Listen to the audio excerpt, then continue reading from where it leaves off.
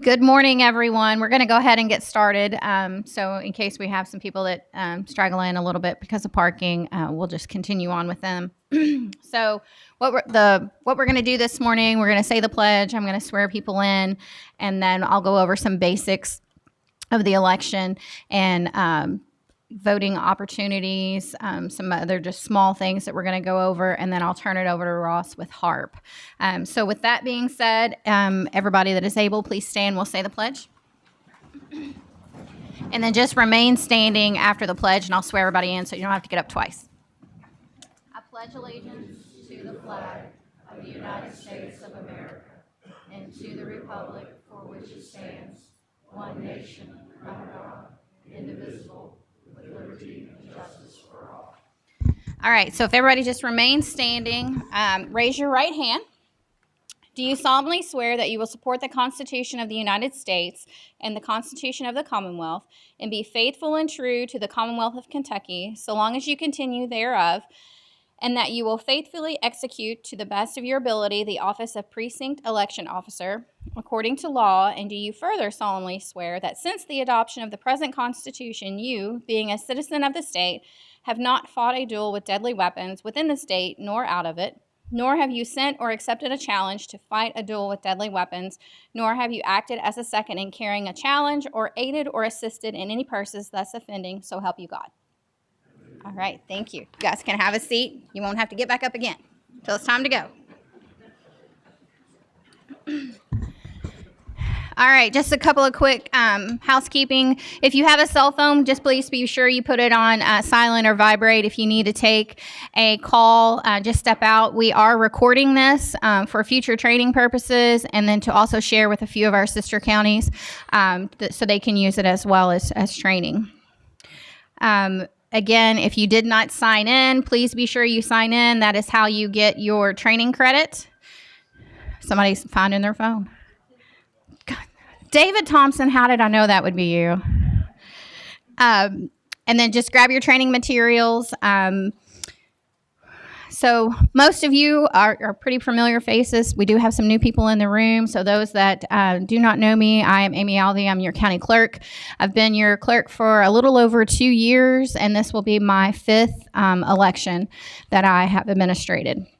So 5th and the biggest, needless to say. So we're going to be busy. We've already sent out close to 1,900 absentee ballots.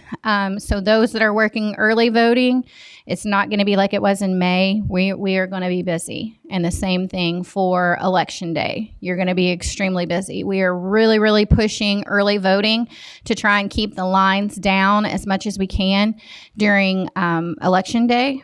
So again, if you are working early voting, either at John Black Center or Crestwood Baptist Church, we are going to be busy. So just kind of prepare for that. So to my left of me is Michael Henning and Tabitha Nguyen. They are the brains behind all of this.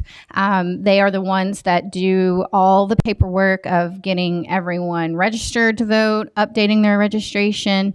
They are my right and left arm, so I don't know what I would do without them. To my right is Ross. He's another huge asset, then only a call away when we need him. He's with HARP. He's going to be doing our training today. So if you have questions, if it's a burning question and you've got to go know right now, raise your hand, but most likely he's going to answer that question further on in his training. So if you have something that you've just got to know right now, go ahead and raise your hand and we'll try and answer it. But most likely he's going to say, I'm getting to that. So voting opportunities. So we have the 3-day no excuse early voting. That is on October 31st, which is Halloween. So those that are working early voting on that day, be prepared. I'm sure we will have people come in some costumes. So just be prepared for that. And that is from 8 a.m. to 6 p.m. Friday, November 1st, 8 a.m. to 4 p.m. And Saturday, November 2nd, 6 a.m. to 2 p.m. And we do have 2 early voting locations. We added Crestwood Baptist Church due to the expected turnout that we're going to have. So just you can go any of those 3 days to early voting, or you can vote the day that you are working at your precinct, whatever is most, or at your voting center, whatever is most convenient for you guys. We're going to have the same 9 locations that we had last election. So Oldham County High School, East Middle, LaGrange Baptist, South Middle, Westport Baptist Life Center, Pee Wee Valley Fire Station number 1, North Oldham High School, Crestwood Baptist, and Goshen Elementary. So I asked that because of the expected turnout, that when you get there, you need to be there by 5 a.m. I am working with the schools and the churches, firehouses, everything to make sure that we can get in those facilities at 5 a.m. because we need to make sure that we're not going to have any issues with any of the equipment, getting things set up, organized, everybody's ready to go at 6 a.m. So just please be sure that you're there by 5 a.m. Bring food, water. Last time I said, bring a book, something, knitting, whatever. I don't think you're going to have any problem staying busy this time. So just please be sure to bring lots of food and snack. You cannot leave. You cannot leave. We had an incident where people left last year, ran and got something to eat and came back. You cannot leave. You have to stay at the voting center the entire time. If you want to do Uber Eats and have them meet you at the door, more power to you. But you cannot leave the facility unless you have a medical emergency, obviously.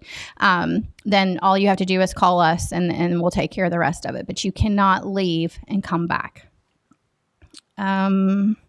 So in your packets that everyone got, you'll have 3 training manuals. You have the election officer's training guide, your no ink poll pad, and your heart machine guides. At your voting center, either early voting or on election day, each person will have an additional quick reference guide that we have created in our office. That's going to tell you what you need to do in the morning, what you need to do in the afternoon, and what you need to do in the evening. It references the pages in your manual. So opening the machines, closing the machines. It'll have quick reference guides for how to spoil a ballot. Everything that you need, you will have. Be sure to bring all 3 of your manuals with you to your voting center, early voting or election day.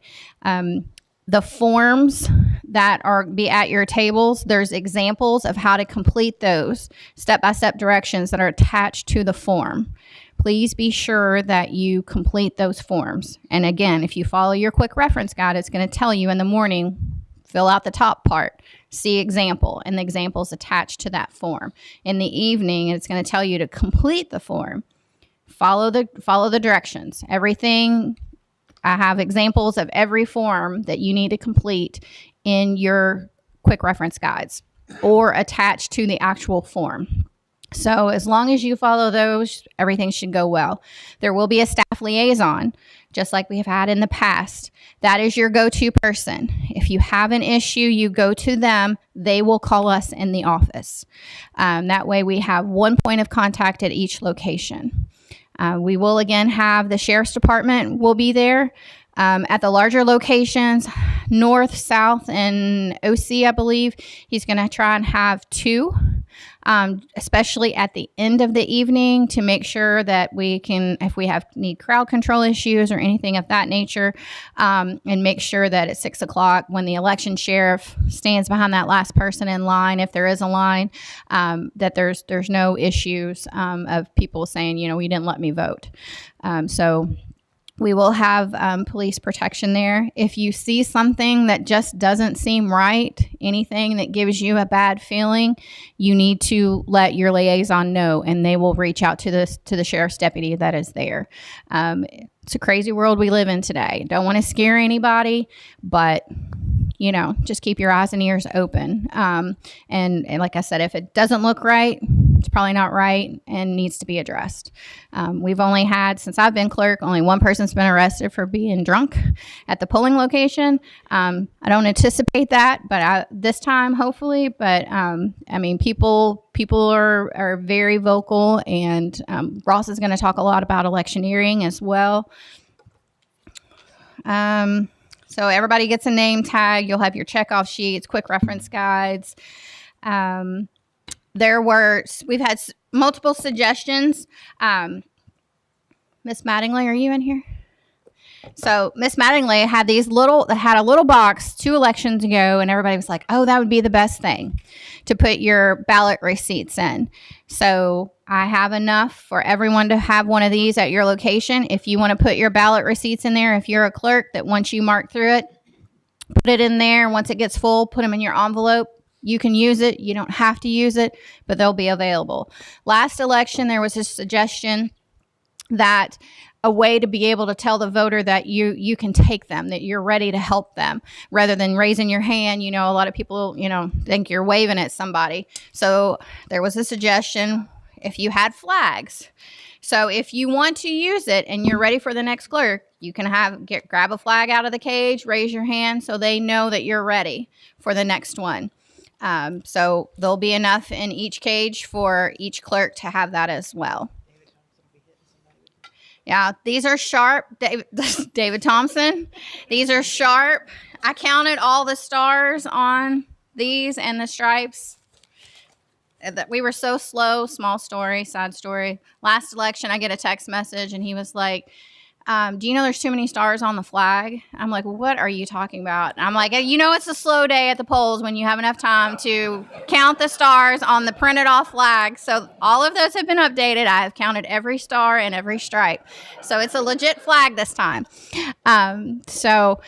But any suggestions that anyone has regarding processing, setup, any of that stuff, all of the machines are very sensitive to the output of electricity that they have. We can't daisy chain the machines. There's have the voltage on them. We have to be very particular of where we plug them in, so we don't blow any breakers or anything of that nature. So when you get to your voting center, the machines, the Verity prints, your tables, if you're a clerk, are all going to be set up. Your Verity scans that take the ballots in are going to be stationed, and everything's going to have signage. One suggestion was make a sign that says "Insert ballot face up, face down, doesn't matter." You have those this year. So if you're a judge and you're standing at the end, they look at you like, what do I do? So now there's a sign that'll be posted with those machines that says face up, face down, does not matter. So I'm trying to do everything I can to make it as seamless as we can, but please do not rearrange the vote centers, because it could take just plugging in one machine to another outlet that's on the same circuit, and it's going to blow everything. So just leave the vote centers as they are. If something comes up and you need to move something, just have the liaison call us. I visit every vote center on election day to make sure everything's up and running, everything's connected. So trying to think of anything else. Yes. Yes. Yeah. The printers, the Verity prints, all of that will be sitting there. All you'll have to do is get your poll pads out. We are going to do additional clerk training for anyone that is a clerk. That will be next week, which is the 16th and 17th. It'll be at the John Black Center. If you've not done it in the past and you want to do it, if you've done it in the past and you want a refresher, come see us. You will get paid the $25 for that additional training as well. But at the end of the training, if you want to sign up for that, then just come up and see me and we'll sign up. There'll be 3 sessions each day, 10 to 12, 1 to 3, and 4 to 6. So those 2 days, there's 3 sessions per day if you want to come. And I did not mention Blaine Anderson is the poor soul that is on our Board of Elections. He is the Republican representative. He's also the Oldham County GOP chair. So he is here in the audience, and he's usually the one that brings donuts by. So we like it when Blaine brings us donuts. But we have that training. If you're a judge and you're going to want additional training on opening and closing the machine, so we can get those machines opened in a timely basis and closed in a timely basis. If you follow the steps that are in the book, I mean, it's pretty seamless. When you print those tapes, that's one more thing. When you print your tapes, the same thing with the clerks. Do not take them around and check for signatures. Leave them on your table, because that tape has to go back in that marked envelope, and it's going to get confusing, and people are going to take tapes from one to the other. Just leave the tapes on your table. Ever how many people have signed in that day? If you have 16 people working there should be 16 signatures on your sheet, on your tape. Once you have 16, fold it up, put it in your envelope. Just don't walk around with your tapes, because that causes mass confusions. We've had people double sign and they think they still have enough signatures, but just leave the tapes on the table or on your scanners and have everyone come around and sign those. That's why you get all of that done before we open to the public. And I can't think of anything else off the top of my head. Something will probably come to me, but I'm going to go ahead and turn it over to Ross. He's going to go over the machines, how to open, close, and our guidebook. This is being recorded. I will send everyone the YouTube link out once we have it processed, and then that way you can watch it. I also have a PowerPoint of like key dates and situations, what each person's role is based off of their role, what your functions are. So I'll send that out as well. So I'll probably inundate you with emails between now and election day. If for some reason you get sick, have a medical emergency, something comes up, you'll have my cell number. Please call or text me. That way I have 10 alternates. They're here for training. They're going to be on call. So if you have to cancel, I have to call one of them and then send them to your location of where you are scheduled to work. So just please keep me in the loop if something comes up. I'll turn it over to Ross. All right. Question. Yes, sir. When we arrived, I know at North Oldham High School we have 4 scanners, and we've had a discussion about only setting up 3. You'll have 5 this time, and we'll set 4 up. You'll have 1 that will not be used in case of a backup, but you'll have 5, and you'll have 4 that we will have. I think that's right. Pretty sure I have 5 at the bigger locations this time. So Yes. bottom line is, wherever you are, you're going to be wearing your shirt. Correct. Correct. Yes, sir.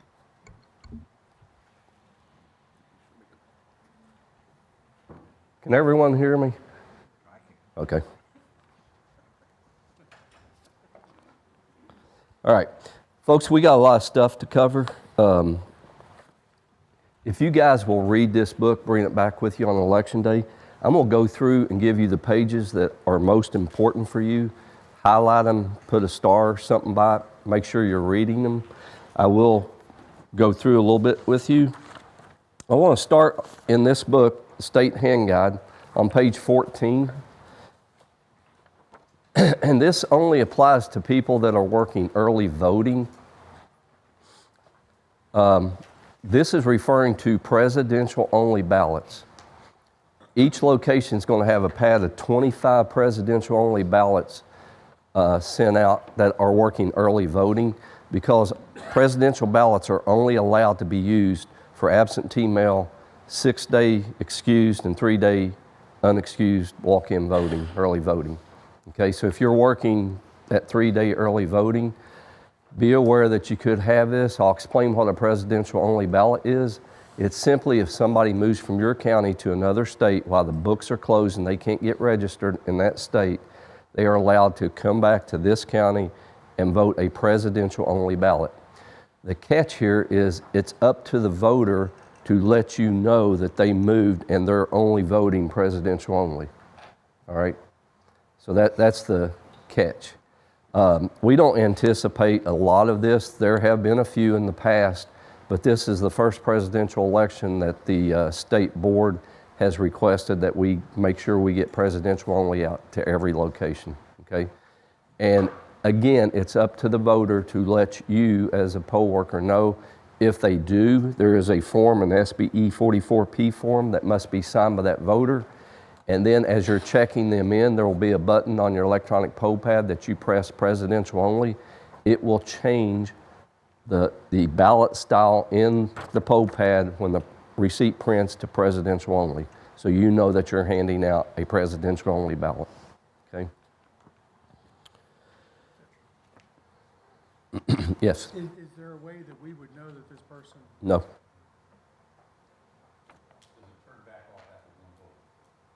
Yes, but this is individual to the voter, okay?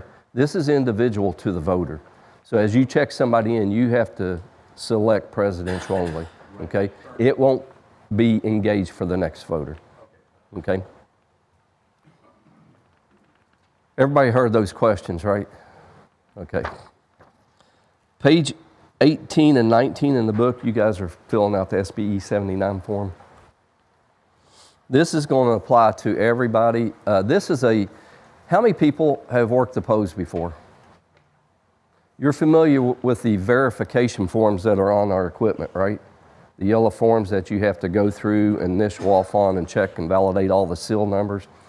This is a form that's kind of in addition to that verification that the state requests. It's done for 3-day voting, election day, and actually 6-day excused voting too.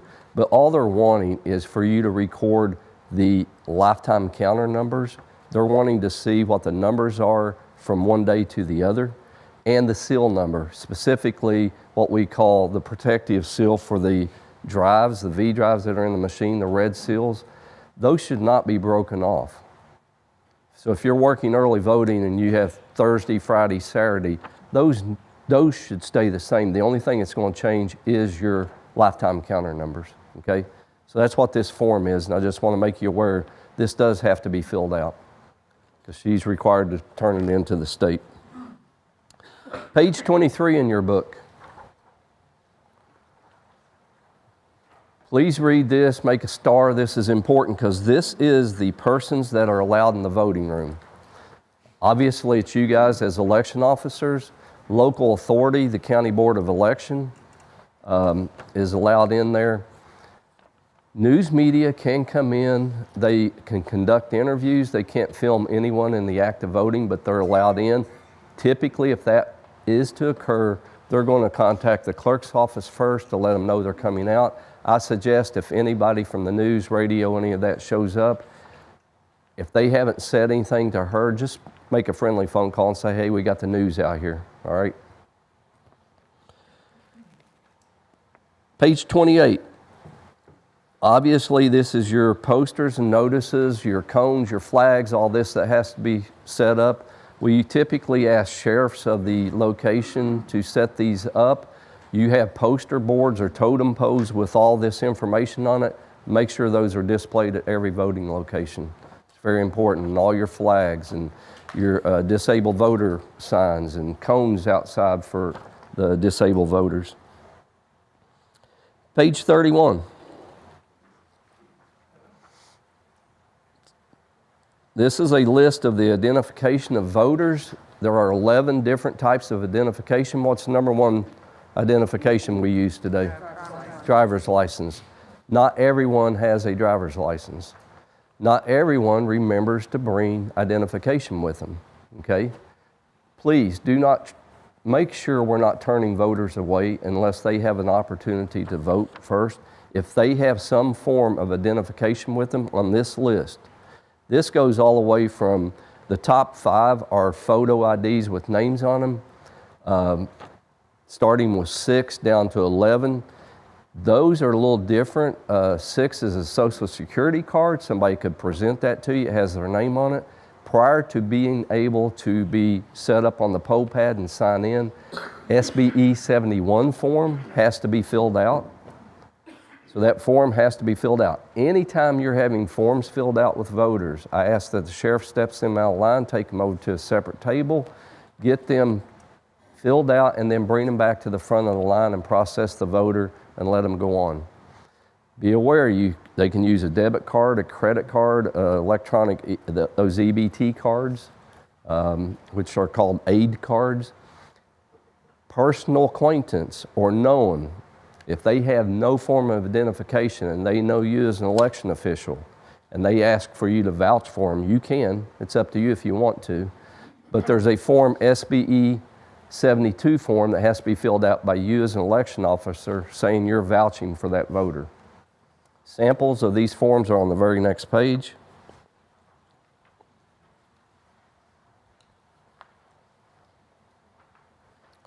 So it'll be on page 33.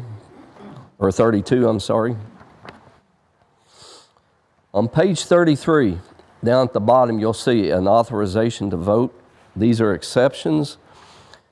If someone requests an absentee by mail, are they allowed to vote in person on election day or early voting? No, they have to use their absentee by mail and vote by that means. The only exception to this is military. So you have someone in the military, the way you know they're in the military is when you bring them up on the poll pad, it'll say across the banner, military. They may also be military overseas voters. So those are the two exceptions. If it's military and they request an absentee by mail and they want to vote in person, they first have to surrender their ballot to the clerk's office, and then an authorization to vote in person will be written up, handed to them, and they can present it to you. That means they've already been to the clerk, okay? If it's an overseas voter, these are a little different. They're federal postcard applications. They do this application at the beginning of the year.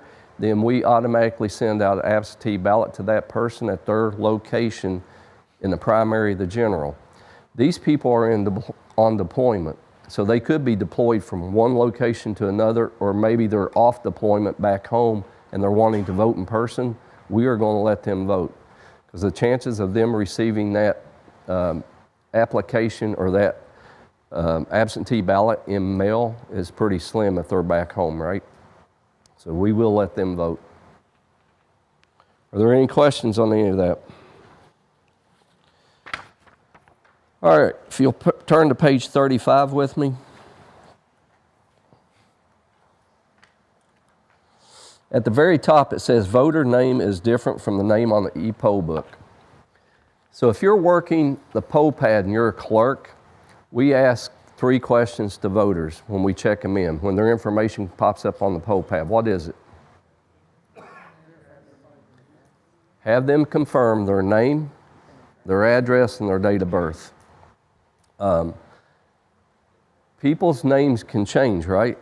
Typically, it's females where they're either getting married or divorced. They will change their driver's license most often, but they fail to change voter registration, so now's the time to get that voter registration changed. Step them out of line, give them a new voter registration card, let it be filled out, and once that's done, we'll bring them back to the front of the line, we'll process them, and they can sign with their new name, okay? But this way we get them in the books and they'll be updated for the next election. The next page is talking about when you confirm an address and somebody gives you an address that's different than that in the electronic poll book. This is a, yes sir.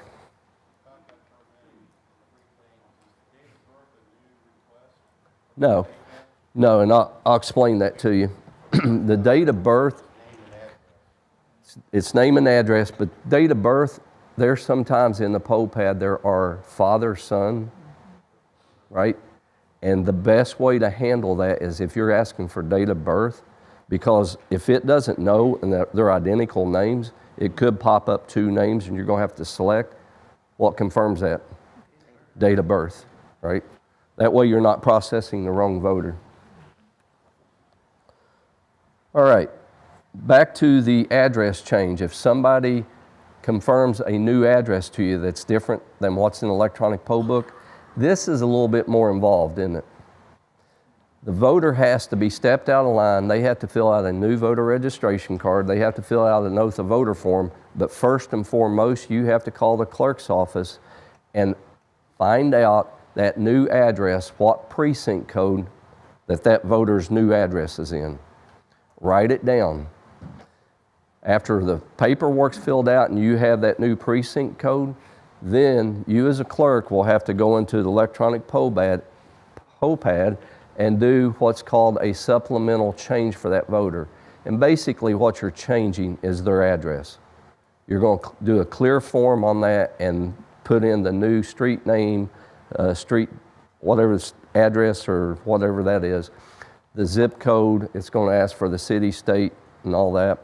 Once that's done, you'll hit next, and then it's going to ask you, did you do the 3 things that was required of you? Did you call the clerk's office? Did you have them fill out a new voter registration card? Did you have them fill out the oath of voter form? If you said yes to all that, you hit next. Then it's going to say, what's the precinct or the ballot style for this voter? it could be the same, meaning somebody could have moved 2 houses over, their address changed, but they're still in the same precinct, so it didn't change, right? Most often people move from one location in the county to another, so their precinct's going to change. You will get a drop-down list to match what they gave you and hit the right precinct ballot style code in there. Once that's done and you complete all this, then you can process that voter as though a normal voter, and that way when the ticket prints out of the electronic poll pad, it's going to have the correct ballot style and address for that voter because we made a change on it. Everybody follow? Yes. Are we calling as clerks, or are we calling, again, a representative to call? Well, it depends. So if a sheriff steps them out of line, do you all have help desk here? A help desk? Yeah. Do you all do you use help desk here where people are pulled out of line and fill forms out? No. Typically, sheriff. Typically, if they need a form filled out, they'll go over to the liaison table. Yeah. So that sheriff, if they take him over to the table, get the form, that sheriff will make a phone call and get that information as precinct code, okay? And it's a good question. Every county does it different. Some have help desk that they take them over to and they finish everything, but you guys do it your own way. All right, and here's the thing. If you're a poll pad clerk, I highly suggest coming to that training, getting refreshed, because people move all the time, right? And that's probably one of your biggest tasks is doing the supplemental add or change in here on the poll pad. So be familiar with it. It's step by step in your poll pad guide, but it is good to get a refresher on this. And who has been a clerk in the old days prior to poll pad? It's pretty daunting, wasn't it? Because that was all manual that you had to do on a paper form. Now it's electronic and it goes so much faster because really all you're doing is hitting buttons and making changes to type in the information. Okay, right in the middle of the book on page 36, that's an important date, October 7th through November the 12th. The registration books are currently closed. That's what it's telling you. October 7th through November 12th, the books are closed. This is referring to people that move in and out of counties, because people move all the time.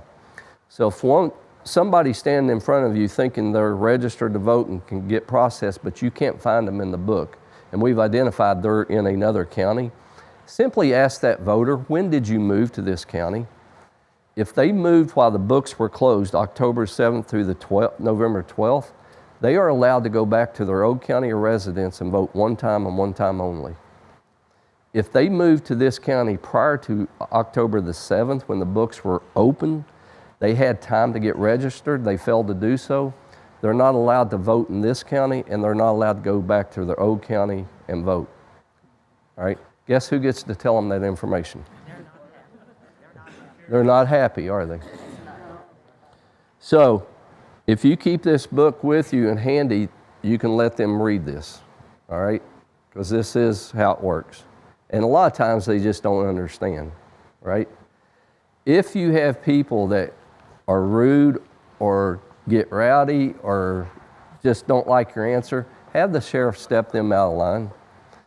Make a phone call to the clerk's office, okay?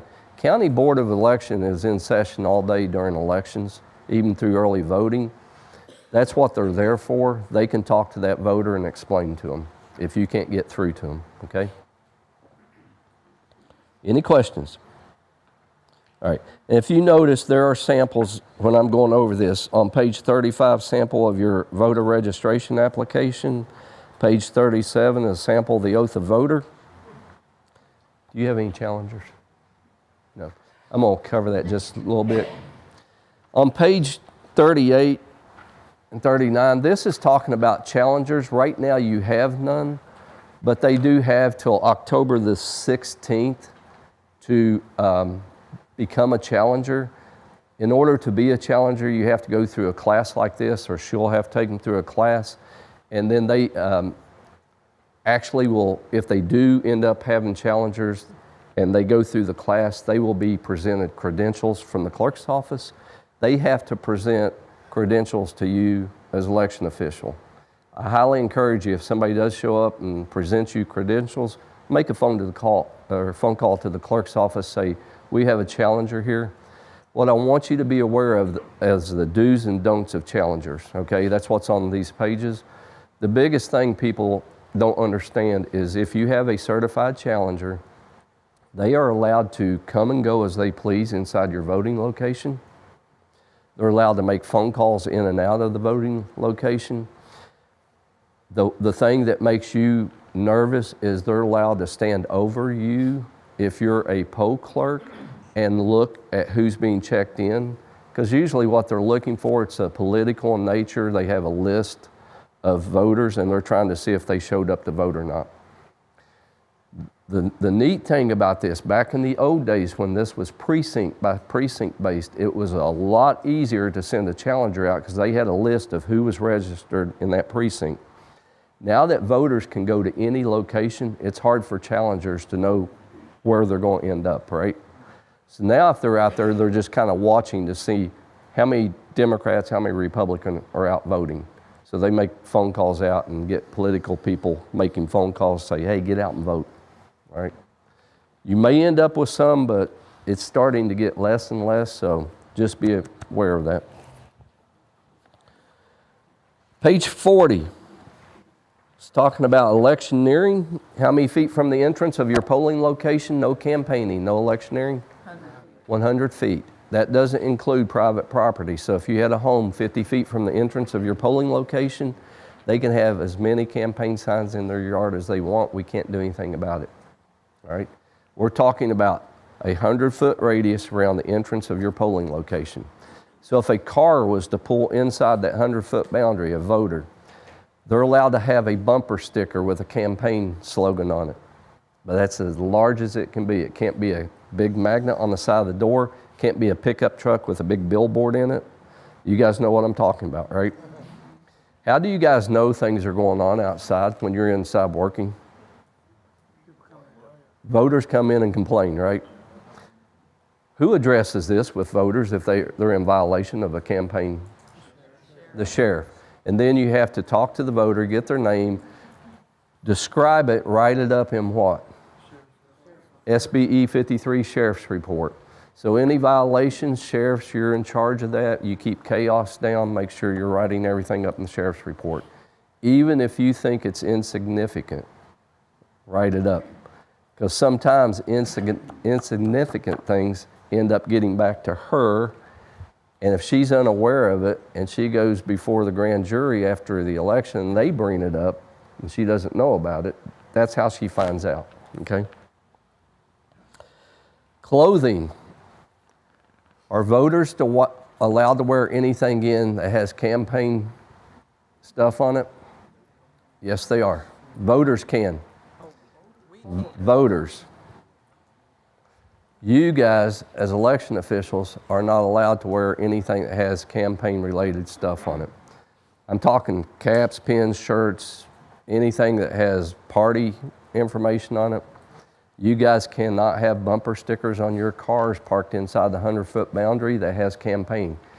It doesn't matter if it's a current one or one from way back, right? Because those from way back, you see them all the time on cars. They're party affiliated, that's campaigning, okay? So if you have anything on your vehicle or on your person, make sure it's covered up or left at home, right?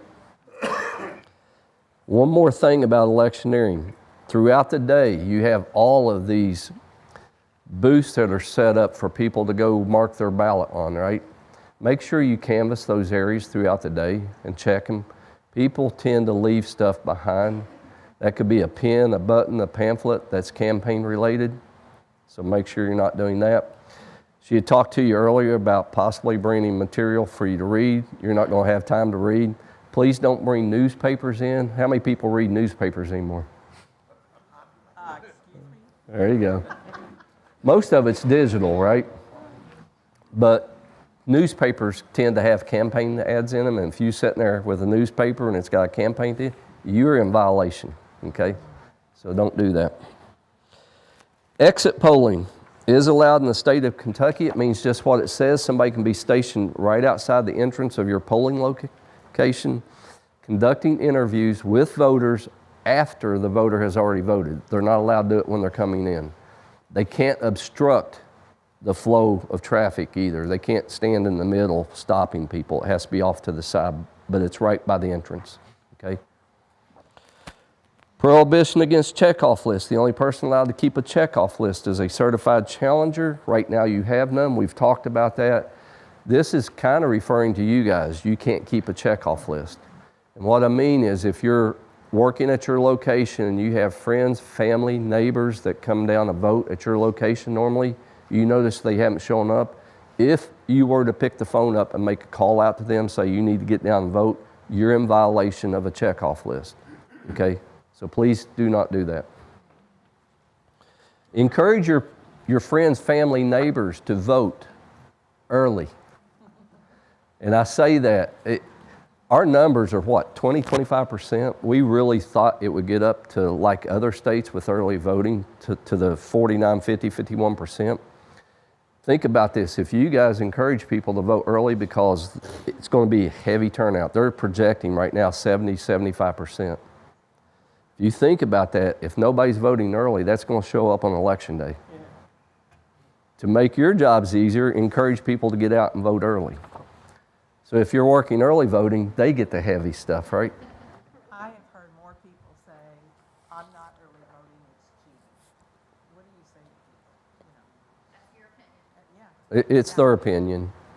Yeah, you can't, there's so much disinformation out there in the world, you can't battle every bit of it. Just say, that's your opinion, I know for a fact it's safe, secure. Everything has integrity in it, right? You guys are going through this. You know how much integrity's built into this and how much work it is and how hard it would be for somebody to cheat, right? It would take a village to really cheat because you know what you do and what's expected of you. Yes, sir. Good morning. Could you repeat these? These are some great questions and statements, and I'm not hearing them. Okay. So could you just say, you know, the question was this. It would really help. Yeah. Her statement was more of a statement than a question. She said people voting early tell her they're not because they think it's cheating. Okay? Yeah. And thank you for reminding me because the guy back in the back door said, hey, make sure if you get a question, repeat the question. Gotcha. I get into like a machine, you know, so. I've listened to you for years, but things change. I'm sorry. I'm sorry. I keep coming back for some reason. Well, I'm going to get into that in a little bit. You know why he comes back, right? How many new people do we have? Yeah. New people, it's first time. Hey guys, I'm going to just tell you this. You're going to get dumped a lot of information on you, right? But I only saw about 7 to 10 hands. Don't feel overwhelmed because at one point in time, every person in here was new. And they keep coming back and keep listening to me for some reason. I don't know why. But I expect it's for 2 reasons. They really enjoy what they're doing. It's not as bad as it seems. And the other thing is they get paid really well. Okay? Or else the food's They really did good. get a raise. The raise went from $150 to $225. So you guys did get a raise. Now the new people's going, yes, I'm coming back too. Okay. Page 41. Ballot selfies. Ballot selfies are allowed. It's been upheld by the most highest U.S. Supreme Court, okay? Which is a little quick funny story. I heard yesterday that some lady in North Carolina took a photo and then she got called by a state rep and said it was going to get challenged because she posted it on social media. It's probably going to get overturned. I don't see ballot selfies that's already been done at the U.S. Supreme Court getting overturned with one person posting her ballot, okay? But we'll see how that turns out. Ballot selfies are allowed. It means what it says. Somebody can get their ballot, walk into a private voting area, and take a picture of themselves with the ballot. It can be marked or it can be blank. And it's up to them if they want to post it or don't post it, okay? Whatever they do with it. Most of us don't like this, right? But it is what it is. The most common thing that's going on now with ballot selfies is first-time voters, right? And this, who gets more excited about first-time voters? Parents. Parents. Because parents get all excited and they want to come in and do what? Take a picture. Are they allowed to? No. Not inside the voting room, okay? So this is how you stop them, sheriffs, say, hey, just hold on. Let your child get over there and vote, your adult child, right? Let them vote, and then when they're finished, we're going to give them an I voted sticker, and you take them outside and you take all the pictures you want, okay? That's how you handle that. Because I've been there, I've seen this, and it's usually parents that's wanting to snap.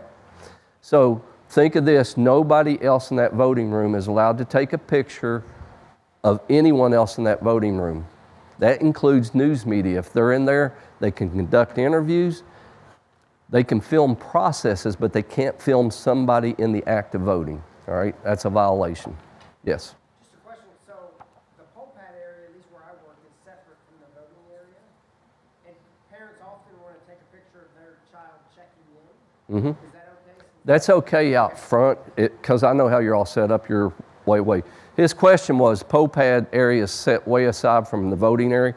What we're specifically talking about is people standing over there marking a ballot. That's in the process of voting, and that's a violation, okay? But if it's out front prior to them getting checked in and all that stuff, they're good. Once they receive their ballot in hand, then it's illegal. You can't have somebody with a ballot in hand and have a photo taken of them. Okay.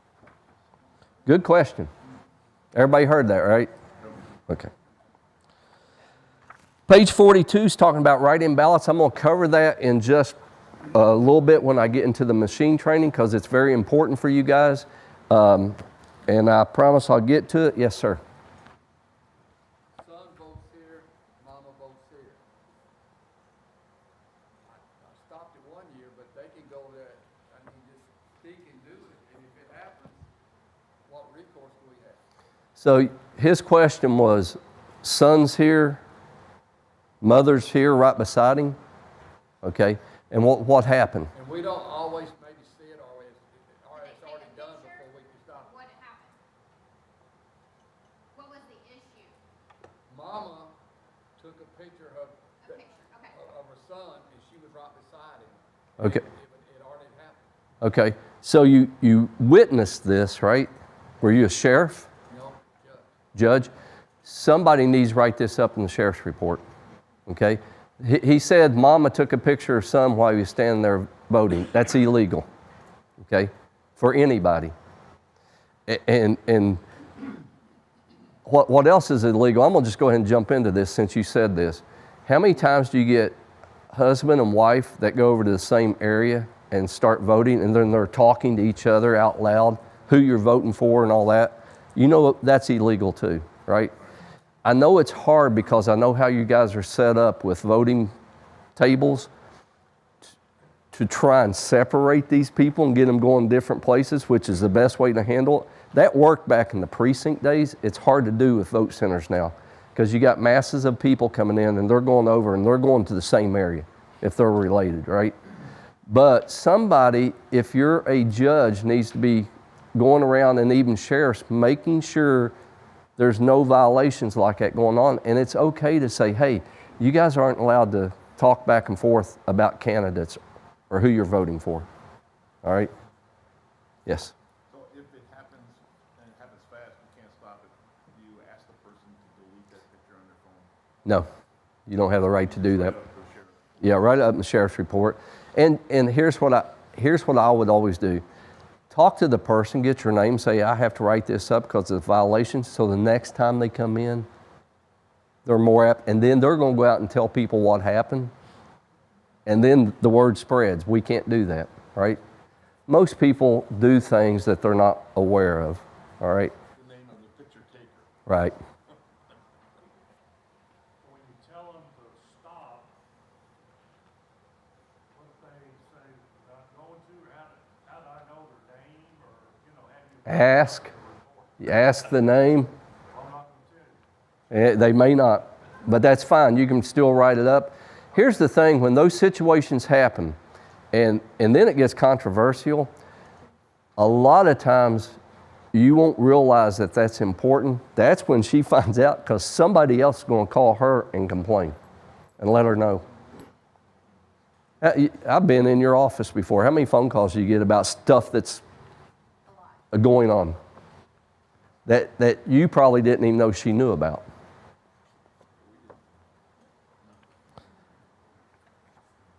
She's always watching.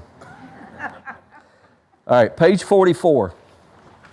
You guys are active this morning with questions, so I'm sure this is going to spur some. This is talking about voter needs assistance.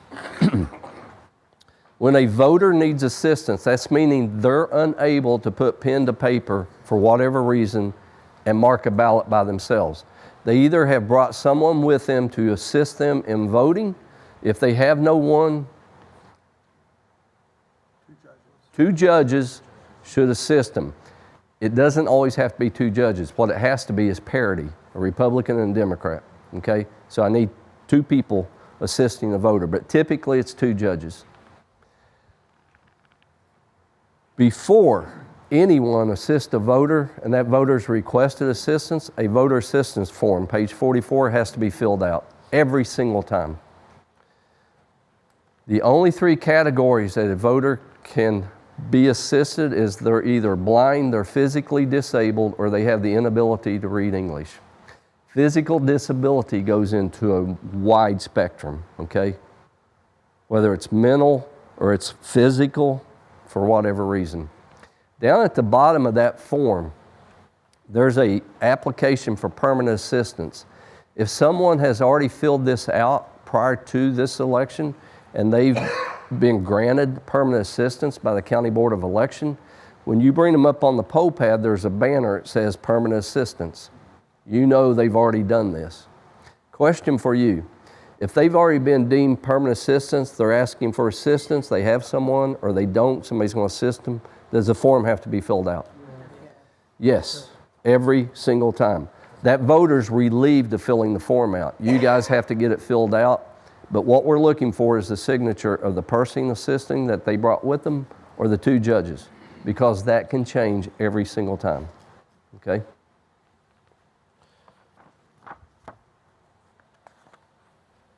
All right, page 46 through 50 is referring to this.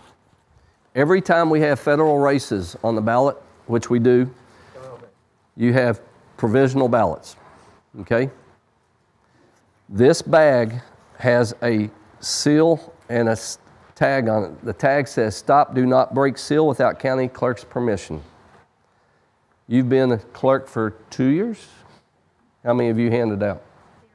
All right. We go through pretty much every single election never handing one of these out. And I'm pretty confident, because I've been up here for a long time. When Julie was a clerk, she never handed one of these out. All right. Here's the thing that gets you. On the back, is this where you put them? Inside the pouch, there's a green accountability statement inside here. What I want you to do the first thing that morning when you get there, you pull this bag out. Make a note right now. Ross said, pull the orange provisional bag out. Get the green accountability statement out. You guys sign that statement. It needs 4 signatures, 2 Democrats, 2 Republicans. Sign and date it. Put this back into your supply bag, and then that green form, put it inside this, because the chances of you handing one of those out are pretty much zip.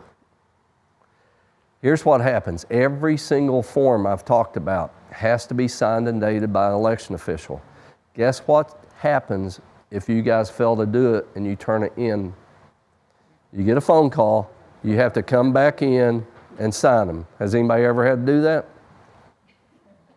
One honest person in here. It happens all the time. I'm trying to save you guys a trip back in, okay? And that's just free advice. I don't charge for this. Are there any questions on the book? Okay. I know there's a lot. It's overwhelming, daunting, but that's what covers you. Well, for the new persons here, can you do a simple explanation of what the provisional is? Yes. She said, what's the provisional for the new people? New people, the only thing that's on a provisional ballot is federal offices only. It has nothing local.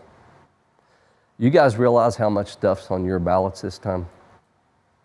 You have potential city races, right? Above and beyond presidential and all that, and all the high offices, you got city races going on, you got school board races going on, and you got constitutional amendments, 2 of them. Now, this is perfect opportunity, her question. These federal ballots only, provisional ballots, the reason those exist is if, probably the most simple, somebody comes into your location, they think they're qualified and registered to vote, and you can't find them in the poll pad, you've talked to them, they said no, they're not a Oldham County registered voter, but they're insisting they are. Those were designed to appease voters, okay? But it doesn't really work. Those people often end up at the clerk's office arguing their case, and then they will go get the circuit judge over, and the Board of Elections circuit judge will sit there and tell them, you're not qualified, okay? That's why we never hand them out. I work in a different state up in Indiana, and they hand it out like it's candy. But they never count them. So what's the right thing to do? Hand them out and let the voter think they're getting their vote, or hand them out and knowing you're not going to count them, okay? There's about 6 reasons in those, if you want to read through them, 46 through 50. But I can tell you, I work in 36 counties, and pretty much there is 0 that's ever handed out, all right? And if they are, it's usually a mistake by a poll worker. Okay, getting back to constitutional amendments and anything else on the ballot, you guys will be put in check on this election for people coming in asking you, can you explain or interpret the constitutional amendment? Are you allowed to do that? No. It's on the voter. There will be samples hung up. They may even have a poster board. There you go. A lot of clerks are putting that, so people can be directed to go read that before they're ever processed to vote. People are allowed 4 minutes to get into a private voting area, mark their ballot, and then go over and scan it and get out, okay? 4 minutes. It's probably going to take longer this time. Just for the mere fact of everything else on the ballot, the school boards and cities, then you got those constitutional amendments. I've read the constitutional amendments. Maybe you guys have. It's hard to decide, right? But it's an individual's thing to yes or no it. Nobody knows the right answer. So don't take it upon yourselves to think you know it and then direct somebody. You can't lead voters into voting any particular way, all right? So if they ask, say, ma'am, sir, I'm not allowed to discuss that. You have to make your own choice. Hopefully they ask this at the clerk's desk before they're getting processed, because if they haven't been processed, send them back and say, go read the sample over there. Can they use their cell phone to read that amendment and make it? Once they get their ballot, they can, but they got 4 minutes, you know? Now, that's not the time to be over there trying to decide. Hopefully, and you guys know a lot of people. I've already asked you to get out to your neighbors, friends, family, and talk to them about early voting. Talk to them about, hey, there's constitutional amendments. If you're going to vote them, please read ahead of time and be prepared. Don't wait till you get there to read it and decide. That's the last place you want to do it. Yes, sir. And they'll be posted out prior to coming in, so everybody will get an opportunity to read it before.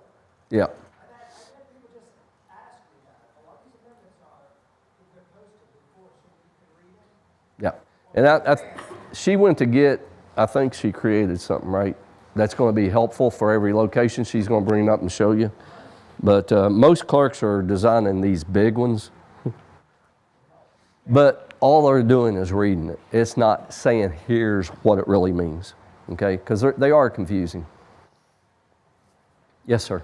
You referenced the 4-minute on the clock. Where is the source of that? I haven't. It's on the posters that you will be setting up. It used to be 2 minutes, and 2 elections ago, the legislators changed that in the KRS from 2 minutes to 4 minutes to give people more time. I'd never heard of time before. Oh, there's always been a time limit. It's always been 2 minutes, but like I said, about 2-3 elections ago, it's changed to 4 minutes. But I can tell you this, with older people, it's going to take more time, okay? So, and the cool thing about your all's county, because I hear a lot, you guys got a lot of voting booths, right? In the past, when it was precinct-based, you could maybe have 5 or 10 for space-wise. It gets tied up, and 4 minutes kills your lines. But now with you having 50, 70, there you go. Those are awesome. And this right here is going to be at the location, which is your both amendments, and they have the opportunity to read it before they get in there. Anything that people can do to do this and get those lines going helps you guys, right? Okay, any more questions on the book? Yes. When you said 4 minutes, you're talking about from when they receive the ballot from the... When they go into a private voting booth and start marking their ballot, they get 4 minutes. Yeah, it's not from the time you're processing. Yes. So who checks that time? Nobody. Yeah, that's correct. Yeah, we've seen, the question was, who checks the 4-minute time? And the answer is nobody. Especially this election, you're going to have way too many people in there. They're going to be over in Wonderland over there with all the booths. It was a lot easier to do this. And I'll give you a quick story. You guys love stories. There was a situation, and it happened right here. But as prior to vote centers, a person came into one of the Oldham County gym, I believe, got their ballot, walked straight over, walked up to the bleacher, sat down, and was over there for 1 hour. What they were doing, who knows? But after an hour, somebody called the clerk and said, hey, are they allowed to be in here? No. You got 4 minutes once you receive your ballot to go mark it, process it, and get out. You can't hang out in the voting area, right? The amendments most likely will be on the back of the ballot. So it's a 2-page ballot, so it's okay as election officials to say, hey, this is a 2-page ballot, make sure you check the back. They're not required to fill it out, okay? They don't have to vote it. But you should let them know it's, and is all of yours two-sided, everyone? Some counties don't have 2 sides, but yes. Can we see these amendments somewhere online so we read about them before we go to? They're on the county clerk's website. We share it on social media, and it's on the Secretary of State and State Board of Elections. So the sample ballot composite ballot will be advertised in the Oldham Era as well. But And if you have an iPhone or a smartphone, go up there and take a picture of it before you leave. Okay? The question was, where are the constitutional amendments that they can read it ahead of time? And she said out online on the county website, the State Board of Elections, and right here. So right here, if before you leave, if you want to take a picture of it, you have the questions for yourselves and share it. Okay? So should these be like right in the front where the doors are, just so they can see? We'll have those set up for you. When we go and set up each center and stuff, we'll have those set up for you, and like the poster signs and all of that. We'll have all of that set up for you. Glenn Gish has a question. Amy, I think the lines are gonna be long. If somebody's in line, and I suspect at minimum 25 to 35% of the people don't know those at all, don't have an idea. It'll speed it up if you have a laminated piece that's laminated that these people can pass along in the line. Because if I say to them, go and read that poster, they're gonna have to get out of line to go read that poster and figure out what it is. If you have something smaller that's laminated to pass along, here it is, you figure it out yourself and give it to the next person. You're going to have sample ballots, right? Yeah. So each location's going to have sample ballots. Yeah, but it'll be posted too. Yeah, but you have handout samples too as well. Yes. She has sample ballots that get handed out. So Have we had those before, Amy? They're in. have, but you just can't separate because we have voting centers. So you may have multiple ballots, so you don't hand them out in the line. Yeah, because see, I don't have LaGrange Yeah. at all, so that would, yeah, that. I'll take care of it. Just the amendment is all I'm thinking. Yep, I got you. You've got to speed it up because that is going to take the biggest time, right there. And too many people have no idea that there's an amendment. Got it. all right. It'll be in your bag. See, when you guys have suggestions that are good, she follows through. All right, I'm ready to start the machine training. We ask that the two judges take this book, and this is step-by-step instructions. One reads, one does. It works really smooth. You have to be a little smarter than the book. And I'm not trying to be funny. The reason I say that is they do an exceptional job of setting everything up for you ready to go. All the plugs and cables and connections are already done for you, right? There are a few extra things you have to do. Put the privacy screens on that'll be laying up on the machines. Getting the poll pad up, obviously. Connecting your scanner to the print device, which I'll cover in a little bit. So you will skip a few steps because the basic steps are done for you, all right? You'll just have to make sure they're on a working outlet. Your power bricks have green lights on them and all that. Making sure everything's on power. From that point on, once you're actually opening the white boxes up and going through those steps, then it's step by step. One reads, one does, okay? So that's why I'm saying you have to be a little smarter that, hey, there's a few steps that's already done for you. Okay? And just a quick note, anybody that is a judge, that you've been assigned the role as a judge, you can come up to our office the 23rd, 24th, 25th, 28th, 29th, and 30th. That's the 6-day excused voting. And we will walk you through this process on a machine that we will have up here of opening and closing. So you have a little more hands-on training. The ones we worked last year, they had everything set up, but they didn't work quite right because they didn't have the passport to the Wi-Fi they were using. That was at Goshen? Yeah, we have all of that, and it'll be in your liaison book, and they'll give you the Wi-Fi passwords. Yes, sir. Yeah.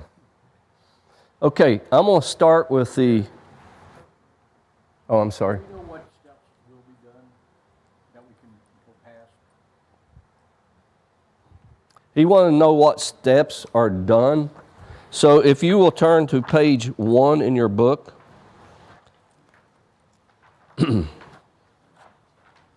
For the scanner, do you see where it's cut yellow seal on ballot box door? You don't have to do that.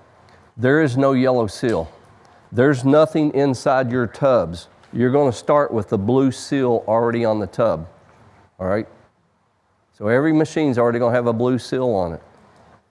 Don't open the ballot box door so you can mark through that. See, number 2, number 3, that's done for you. That's plugging the power brick into the back. All you have to do on there is plug the power brick into a working outlet and make sure it has a green light on the brick. So that's scanner.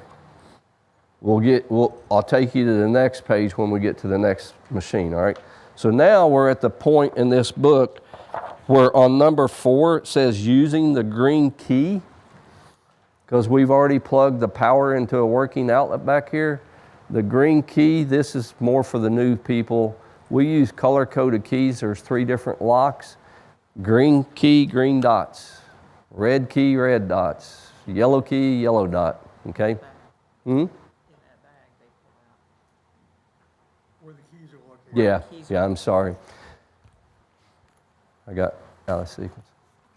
These keys are found in the red tally bag in the pouch in the front, okay, for you new people. All right, with the green key, we're going to unlock the latches. These are double latches, and what I mean is if you take your thumbs and push down at the top, it frees the bottom. You grab the bottom of the latches, then you pull back, it opens a lot easier. On top, when you open it up, you have a yellow verification form. Folks, you have to do this. You have to validate all this information, and then you have to check serial numbers, location names that are found on the pouches on each of the units. So location's the number 1. The next item is the serial number. It's always found at the top of the tablet up here. The next item is a red seal. That's the red seal that protects the lock lid up on top of the units. They all are similar. Notice by the red seal there should be a red light. That red light is indicating that you've plugged the power in. You do have power coming into the unit. That light's really important.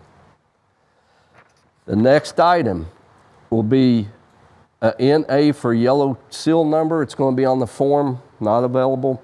Then the next one is the blue seal. That's the one that's already been placed on the tub down on the front door of the tub.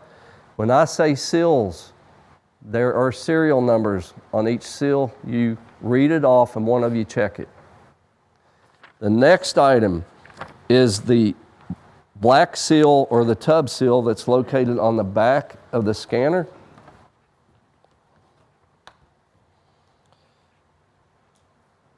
Serial number, just read it off. It's a metal seal on the back and check it and validate it.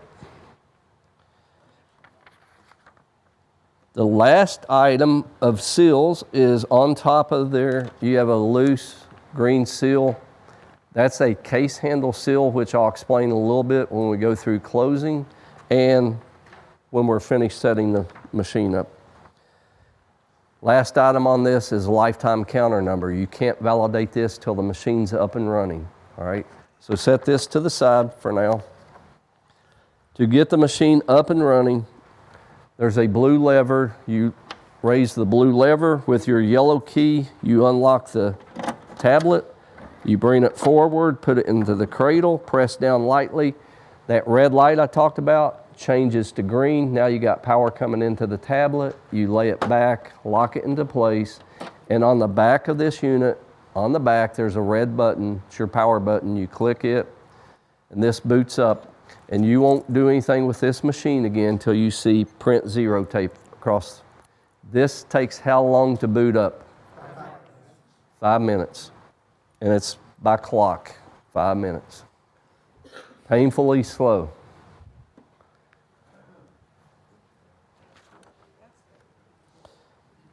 So,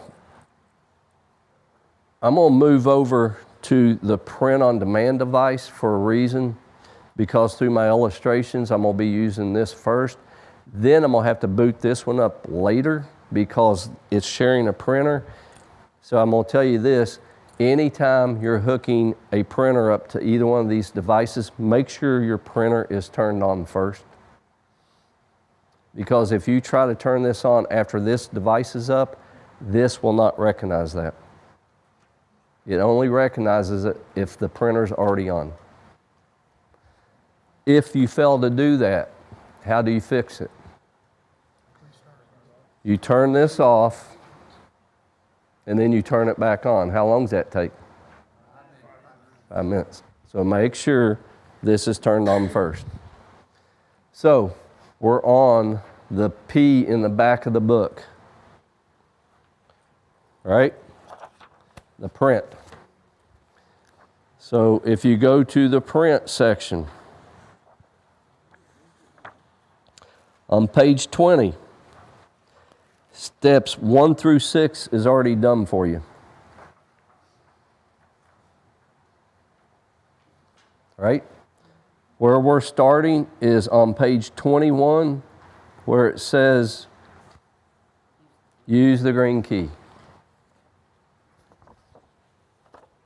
Everybody following along? Okay, that's assuming that you plug this power brick into a working outlet and you have a green light on your brick, right? That's what we're looking for. Once you've done that, then you can unlock these. Double latch system again, 2 thumbs, pull up from the bottom. You have a verification form. The good news is you only have 1 seal. Less information, but you have location name found on the pouch, serial number, top of the tablet, 1 red seal on top of the lid, red light by the red seal, and then lifetime counter. You can't get that until machine's running. Same thing, blue lever, yellow key to unlock the tablet, put it in the cradle, press down lightly. This red light changes to lock it back in place. What button do I hit on the back? Red. And that has to be turned on first, right? It was already on. I did a class last night. I was tired. It was my second class, and I forgot to turn it on. Guess what? Had to turn that off and start over. So it happens when you least want it to. Again, this is identical to that. It's only going to have verification form with 3 items, 1 red seal. I'm waiting to do this because I need to use this. Okay? Is everybody good? Good? Good. All right, now's a good time to go over something with you. I have a pad of pre-printed ballots you guys will not have. You do have emergency ballots, but you're not sending them out. You'll be printing all your ballots from here. But I wanted to use this to show you something. In general elections, every single race on your ballot, except constitutional amendments, will have what we call a write-in position. I told you I cover write-ins, right? So the way write-ins work, if someone wants to vote for someone as a write-in, they have to mark the box by the write-in line. Otherwise, it doesn't know they're writing in. If they write a name and don't mark that box, the machine doesn't even see it. It only sees it if they fill in the box. So if somebody asks you, how do I do a write-in? Now you know. You just explain to them whatever race that you're doing a write-in, fill in the box, and then write the first and last name of that person. How do they know who the write-ins are? You guys will have a list. It's kept face down. We don't advertise write-ins. Okay? The voter is allowed to see that list and look at it if they ask. They may ask you, how do I do a write-in? So you can explain it to them. The most important thing on a write-in candidate's name is the last name. Because if they just do a first name and no last name, They've got 7 reasons of accepting or rejecting. That's one of them. They have to at least have the surname. Question Yes. related to the write-in. If they just write in a first name or a phrase like they did in 22 with Free Palestine got lots of votes, Mm-hmm. that machine will record that, and then when you print the zero tape, all of those write-ins make that tape about 12, 15 feet long. So there is a separate write-in report on the machine. It just tells write-ins were done by numbers, not names, until you do a write-in report. His thing was Free Palestine came up in the last general election where they wrote that in, and it made the tape long. Well, it only makes the tape long if you do a write-in report, okay? So we don't encourage write-in reports because all write-ins get done by the election board on election night. But that example you just gave, if somebody wrote Donald Duck, Mickey Mouse in, and they filled the box in, it records it on here. They don't get counted. Only thing that gets counted is a certified write-in. Somebody filed to be a certified write-in. From the list. Free Palestine wasn't on that list. Donald Duck, Elvis Presley are not on the list. So the vote doesn't count. It just records what they did, okay? Continuing, I don't recall being the judge that was participating in this, selecting print the write-in report. All we did was, print the closing tape, and it printed them. The closing tape will tell that, because it does a summarization, that a write-in was done. But unless you hit print write-in report, it won't see the digital recording of all the write-ins. And it's in your book for general elections to print write-in reports. It's not necessary. They have nothing to do with the election.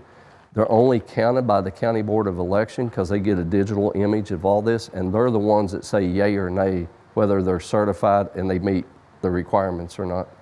Okay? Yes. So if they check the box for write-in, they fail to put the name in, they get it, the ballot gets rejected, they have to go and get a new ballot. They can't just simply take the old ballot and go in and write the name. No. No. His question was if they wrote the name in but didn't fill the box in. Or either one. Either one. Okay. The only time this records anything on write-ins is if the box filled in. Okay? So think about this. If I fill the box in and I don't write a name, it takes a picture, digital recording of the picture, a blank. If I put the name in and don't fill the box in, it disregards it. It sees nothing. It's not going to reject it. It doesn't see it. This thing's designed to use what's called triangulation off these reference points for the barcodes. It knows where all the reference and boxes are. That's what triggers to record something, is what's filled in the box. And if they didn't put any marks on there and tried to submit it, it would reject it. As a blank Because it's ballot. blank ballot. But they can accept a blank ballot as a protest vote. Right, they can. But it will reject that. But it doesn't do it unless it's totally blank. Right. Okay? All right. Everybody good on write-ins? Yes. So if somebody comes up, they register a vote, give them their ballot, and they say, well, I don't like these candidates on this, are you supposed to show them what people they can write in? No. The only thing that will be accepted as a write-in is what's on that list. I was gonna say, but why do we get copies of the list? It's kept face down. We don't advertise because they didn't go through campaigning in the primary and through the general. They don't have their name on the ballot. So if they ask you, who can I write in, you're not supposed to tell them anything, right? No. The only certified write-in candidates are on the list.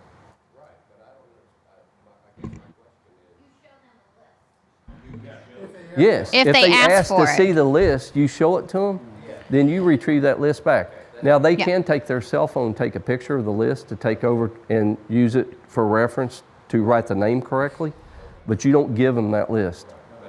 Because then that list could be left in one of the voting booths, and that's advertising write-in candidates, which we don't do. If they ask. That's why it's face down. Yep. Did everybody hear that? That list of certified write-in candidates has to be face down. If they choose to do a write-in and ask for the list, you can show them the list, they can read it, but you retrieve that list back and put it face down again. They're allowed to take a photo of that list to take with them to use for reference, but you don't give them that list. We don't want a list of certified write-in candidates floating around in your polling location. Yes, sir. I'm sorry? Are there any write-in? Yes, sir. That's why I went over this. There are certified write-in candidates for president, and you probably have some for One for the congressional district. one congressional. How about your city councils or any of those? Nope. Not Okay. yet. Yep. You have, we have to cover that because almost every election when there's write-ins, you're going to have a write-in, a certified write-in. It may not be all the races, but it will be some, okay? All right.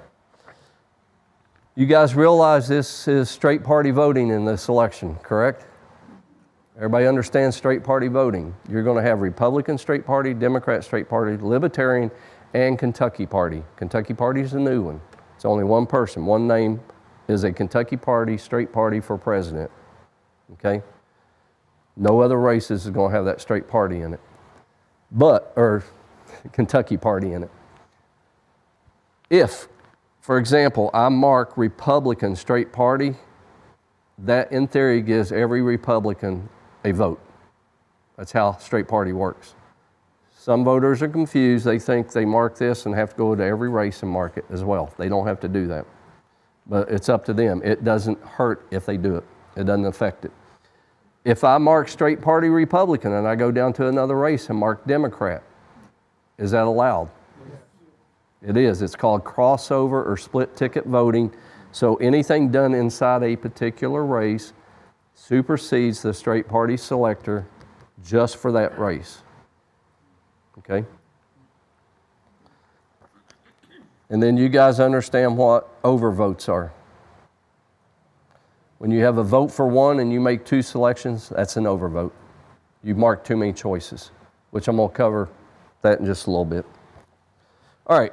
I'm at the point, I've talked long enough that it says print zero report, so you touch print zero report. Got a lot of new people in here. Print zero report, and you don't tear the tape off until you open the pose on the machine, okay?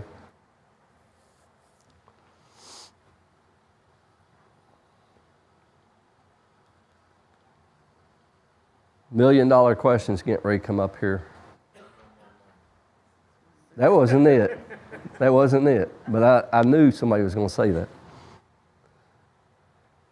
You touch open the pose, password is 6 ones. Just keep hitting ones until you can't do it anymore and say accept. $1 million questions are getting ready to come up. Once this comes up and says ready for use, you tear the tape off. Who signs this tape? Everybody. Everybody. Okay. And if you want more space because you have 16, 17 people and there's not enough space, prior to tearing this tape off, if you just pull the tape out, it'll give you extra, or you can write on the back. Just as long as we have your signature, we're good. Where's this tape go? Stays with us. On the table during the day. Verity scan, tally tape envelope, opening pose zero tape. Make sure it's signed and then put it in here. Okay? So you can leave it on the table till you get all the signatures. Is somebody in charge of signatures in county? Everybody. Everybody? Okay. Finish your verification of your lifetime counter, right? And then put this in here. Remember, the last day of early voting, if you're working early voting, you have to pull this out and record the ending lifetime counter number. Election day, when you're finished, you have to pull this sheet out and record the lifetime ending counter number. Beginning and ending tells you how many ballots, and it should match this on the machine that got scanned. On this device, this doesn't work like this, and it doesn't work like that. There is no zero report, so to speak of, okay? There sort of is, but there isn't. The first thing it comes up and says, enter poll worker code. What's poll worker code? 6 ones. Then it comes up and it says, issue ballot, print ballot count report, print ballots issued report. The only thing that you're going to do on this screen is touch the second one. It says print ballot count report. Folks, you need to do that every morning, every evening of early voting. You print a ballot count report because we want the daily tapes Thursday, Friday, Saturday of what happened on this device. Election day, you'll do it in the morning, you'll do it that evening when you're finished, okay? Once that tape's finished, you tear it off. The last step over here is attaching. This can't be attached for you because it won't fit inside the lid, so you have to attach this. This is a USB connection. It's blue. It has a notch, and the notch only fits one way, but it goes on top of the lid. There's a place for it. You plug it in, it gets power, then it's ready to go. I want to caution you guys something. This happened in the last election. I don't know that it happened here, but it did in several for some reason, because these print-on-demands have been out for a while. When you're getting post slips out here and you're scanning these with that handheld scanner, you don't have to touch the screen. You just shoot the barcode on the receipt. And I know that sounds funny. We had about 6 to 10 counties that, and it wasn't all the time, they were hitting issue ballot and then trying to scan the receipt. That receipt will never scan if you hit issue ballot on the screen. Okay? So remember, that only works with you not touching that and just simply scanning the receipt, okay? All right, last thing, you're going to, with your tape that came off here, everybody's going to sign it. That goes into a different black and white envelope that says Verity ADA BMD print. So this envelope houses print and your touch writer. And then you have privacy screens that will go on the side of your tubs. All you do is clip them in, one on each side. And the same thing on this stand over here. When this is brought up and done, you put your privacy screens on over here. And these need to be on during the day for privacy, right? All right. I don't like using these privacy screens when I'm doing training because you can't see what I'm doing. But it's in your book. Yes, sir. When am I using this machine? I don't know. I don't know what your responsibility is. I'm a judge. Oh, you're a judge? Who and when is that machine used? So I'm getting ready to cover that. Okay. His question was, who and when does this machine get used? I'm about ready to go through that, okay? So, You were explaining how to do it. well, no, When am I doing? I know. I was explaining just that part of it. Okay. But I'm going to go through this, okay? And it'll make sense. I'm getting ready to take you through a scenario here, okay? And these scenarios are important because it gives you an illustration of the flow on election day.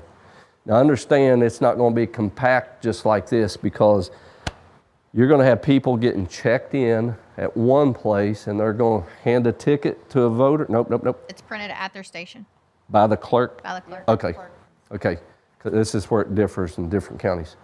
So, somebody said this earlier, the check-in place is away from other places, right?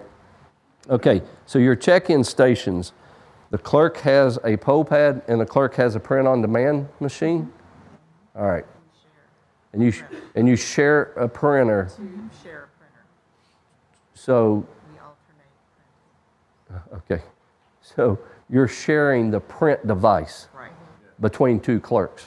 Correct. So you have a clerk, print, and another clerk. Correct. Okay.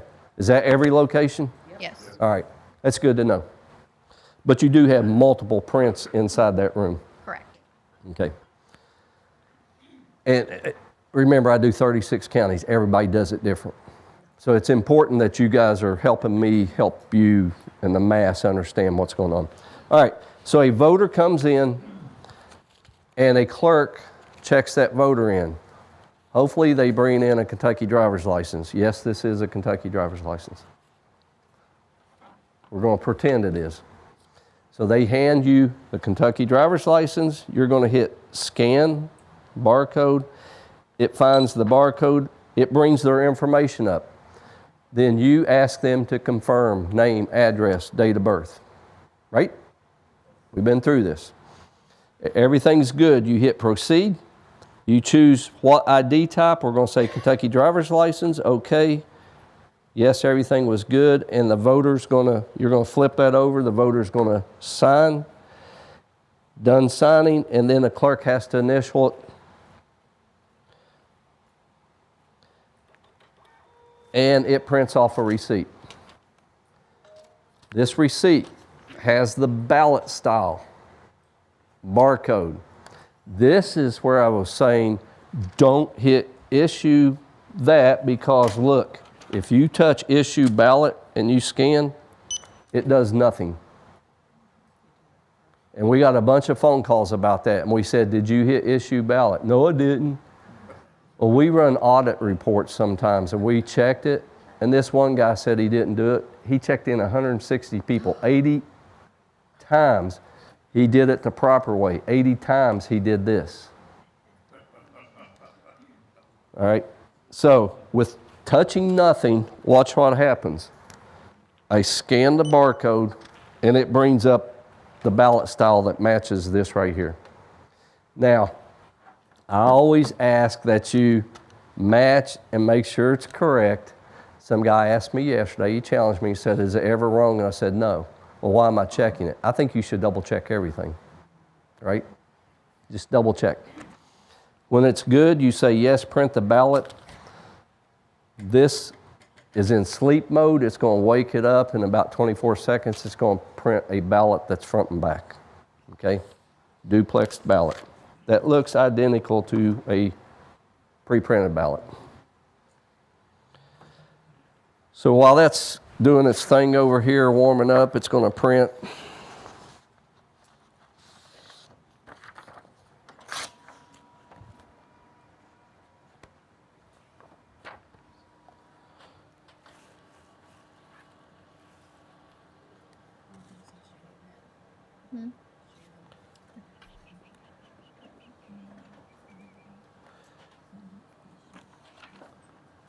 All right. So it printed the ballot. This is handed to a voter. The voter goes into a private voting area. They go mark their ballot. And what happens to this? You take a Sharpie and you go across the barcode. Go across it. That voids this so it can't be scanned and used again, and it goes into that black box or your envelope, wherever you keep these, okay? You don't need this anymore. Don't let the voter take it. This is yours. Then the voter fills it out, and somebody directs them back to one of the many scanners that are there and asks them to scan their ballot. You got a little sign now that says, doesn't matter, right? And they scan their ballot, and this is a private voting area. And what happened? Got rejected. Tendency for voters when a ballot rejects is not to read the screen. They pull it out, and they want their problem to be your problem. They try to hand it to you. I did this last night, and the guy grabbed it from me, and everybody goes, oh! You don't touch it, right? This is a private ballot for that voter. You don't touch it. Say, no, I'm not allowed to touch it. Simply ask them to try it a different way. Scan it a different way and say, hey, I'm not allowed in there, but if it rejects it again, read to me what it says on the screen. And when they read to you, they're reading to themselves. Governor, too many choices are marked. This contest will not be counted. To make changes, pull the sheet or cast ballot as is. That's the two choices. What we mean by make changes, pull the sheet, they can have the ballot spoiled. And we'll issue a new ballot to them. If they hit the button that says cast ballot as is, it accepts the ballot, that one race, and it tells them the race, that will not count. It's an overvote because too many choices were made. There's a vote for one, they made two. So they hit cast as is, it drops it, it counts the ballot, but it doesn't count that race. Everything else marked properly will count. The example here, though, is that voter wants a new ballot. So they pull it. You will go and get them a spoiled ballot envelope, which is somewhere in this mess. I have no idea. But you guys understand what I'm talking about. It's white with red words, spoiled ballot. You will ask them to fold this and put it inside that envelope. And then you will have them come to this machine and drop that spoiled ballot into the top of the tub. Now they need a new ballot. How's that process work? Sheriff will take them back to the same clerk that checked them in, and then they can manually look that voter up, or you can scan their driver's license again. I'm going to just take the easy way out here. But when it comes up this time, it's going to say that voter has voted. We need to spoil what happened, right? So to be able to spoil, out by the voter's name on the left side, there's a gear or a cog wheel. You touch it, it comes up and it wants a password. What's the password? 1, 2, 3, 4. Very good. I usually get 1, 1, 1, 1, 1, 1. It's 1, 2, 3, 4. It's the only password you need to know for the poll pad. So you put in 1, 2, 3, 4, say done, and then it comes up to a spot that says spoil ballot. Then you choose the ballot style. There's only going to be one for that voter, so you choose the ballot style. Then you have to give it a reason. I always use the top one that says soiled ballot because there's not one that says spoiled ballot. I know, that is stupid. Soiled ballot, it highlights the button that says spoiled ballot. You touch spoiled ballot. It produces a new ticket. And on that ticket, it says spoiled duplicate 1. Okay. How many ballots will this make for this voter? 2. The original and spoil 1. How many is a voter allowed up to? 3 ballots total. You guys used to have to keep track of this, right? Now this does it for you. Because if that voter tries to get a 4th ballot, it's going to stop and says they're done. So if you're a clerk and you see spoiled duplicate 2, because you're not keeping track by voter, this is, if you see spoiled duplicate 2, it's okay to say, hey, this is your last chance. You've already had 2, you're only allowed up to 3, so you got to get it right, because if you don't, we have to cast the ballot as is, or we spoil that ballot, but you're finished, okay? Be courteous. Don't make them feel. So just be nice and make sure that they understand that's their last opportunity, okay? Same process. You scan this, you get them a new ballot, they go mark it, and put it in that black box or in your envelope, whatever process you're using. Any questions? Is it prudent to go through with them why it was spoiled, why it was rejected? So that they don't do the same thing? If you know, but here's the deal. Somebody worked with them over there where it got spoiled, right? And brought them back to you. Do you know why? Because you didn't see their ballot. No. You weren't over there. That's what I'm saying. Yeah. To prevent them from recurring. But you don't know what they did that caused it to be spoiled. It could have been a multitude of things. You know, they could have overmarked many races. I've seen that where they've overvoted several races, not just one. Stray marks, where they could have checked or X'd and went from one box to another and caused an overvote. If you don't know, it's hard for you to explain to them what occurred. Now, if they said, hey, they said I overvoted my race, be careful, read your vote fors. If you have a vote for 6, you're only allowed 6. If you make 7, that's an overvote. If it's a vote for 1, you make 2, it's an overvote, all right? That's why we tell people to fill the boxes in, because shaky hands lead from one box to another when you're doing checks or X's, and it causes inadvertent overvotes. Everybody good with that? The startup, is it necessary for me to show you how to start this up and print a ballot? No? Y'all comfortable? This is nothing more for the new people. This is a ballot marking device. Works very similar to that, except they will actually bring a ballot up, and it allows them to mark their ballot using this device, and then that prints it marked, and it goes over and gets scanned. This is in place of somebody that can't put pen to paper, maybe they shake, and be able to mark a ballot because they can't put pen to paper. It could be they're totally blind. This will assist them with headphones and voice recordings, helping them mark a ballot. So it's called a ballot marking device to help a voter mark a ballot and print it and then take it over and get it scanned. All right? Because I know we're pushing the 2-hour mark here with you guys. Is everybody comfortable? And I don't care if you want me to open that and fire it up and show you how it works, I will. I'd like you to open it and fire it up. Okay. So it opens up the same way. And the reason I had to leave this for last is I have to have that on first, and it's not connected to this. So I am going to just switch the cable out here.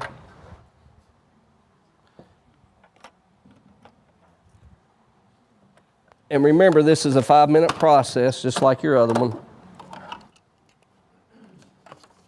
You have verification form, location, name, serial number, red seal that's on top with a red light, serial numbers here, location, name, and lifetime counter we can't do till the machine's up and running. Blue lever.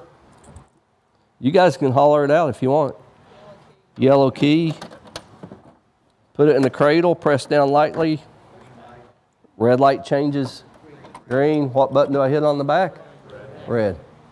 It's pretty good. Should have had somebody coming up here setting this up for me. The really cool thing about these, what we call the ADA devices, is being able, how many times have you all had people in your location that forgot their glasses? Does it happen? What you do, give them your glasses? I wouldn't do that. How many people know Gene Crady? It used to be on the board here. I went out to a location with Gene one day, and he ran into a lady that forgot her glasses, and he gave him his to her. She went and voted, and she got busy talking, and he got a little busy, and then he sees her at the end of the school building with his glasses leaving. And he takes off running, and it was kind of funny to watch Gene run. I didn't know he could run. So the reason I'm going through that is this device, you can change the font on this and make it large. And when I say it's large, I guarantee you half the people back here can read what it says from here. That's a good way if somebody forgot their glasses, you can walk them over here, put them on here, and enlarge the font, the text size, and they're going to see it. That way you don't have to.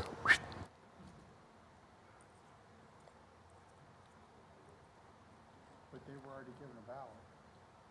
No, they're not. I'll go through that. You're getting ahead of yourself. If you have to assist a voter using an ADA machine, do you have to fill out the assistance form? It depends. Some people, her question was, do you have to fill out the assistance form if you're giving assistance to somebody on the ADA machine? It depends on how much assistance you're giving them. If their ballot's up on the screen, you have to have voter assistance form out to be in there because that's a private voting area. But it's your job as a poll worker to get all the way up to where it says begin voting. And if the form's not filled out, you're not allowed to be in there, and then you touch begin voting, and then their ballot's there, and it's up to them. So I'm gonna take you through that here so you understand what I'm talking about. Yes? Guidelines or rules around when to decide when someone uses that machine? His question was, are there any rules or guidelines that decides when somebody can or can't use this machine? Any voter is allowed to use this machine. All they have to do is say, I want to use that machine, and you have to get it set up for them. Any voter. They don't have to be disabled. I don't know if we've had anybody use it in the past. Yeah. He said he didn't think he had anybody used it in the past. That's because it doesn't get used much. Most people realize the fastest way to voting is getting a printed ballot, marking it, and scanning it. There are needs for this device, though, with disabled voters. And that's what the intent was for disabled voters, to give them assistance. Yes, sir. Where's that located? It's different in every location, but typically it is off to the side, away from the scanners. It's usually in a more secluded area, so if someone's in a wheelchair, they have accessibility to move around and stuff and everything. Did everybody hear that? He wanted to know He where it asked was where located. the ADA was going to be. It's different at each location, but it'll be clearly marked, and there will be like a green folder that we put the ballot in, so they can, if they have to lay the ballot so it stays secret, they can put it in that, green folder and then take it to the scanner to scan. So he asked a question a while ago, why would they be using that? Because they've already been handed the ballot. You all understand they're not handed the ballot. This is going to produce their ballot. Just like this produces a blank ballot, this is going to produce a ballot that's marked by them over here that looks just like a pre-printed one, except it's really nice and colored in the boxes completely. Okay? How did they get registered to get access to I'm gonna cover that. Okay. Yep. You want to know how they got registered? How does a voter get registered? Poll pad. What do they get? A receipt. And if they say, I want to use the ADA device, a ballot judge or some judge will take that receipt with them, and they're going to go over to this device, and then they're going to go in. Remember where I said don't hit issue ballot? Well, over here, you have to get the list of all the ballot styles that come up and match that to a ballot style and select the right one. And then it brings their ballot style up, and then they're going to mark their ballot electronically. And when they're finished, they say print, and it prints it here. And then when it's printed, it's marked. You get them from here over to there because it has to be scanned.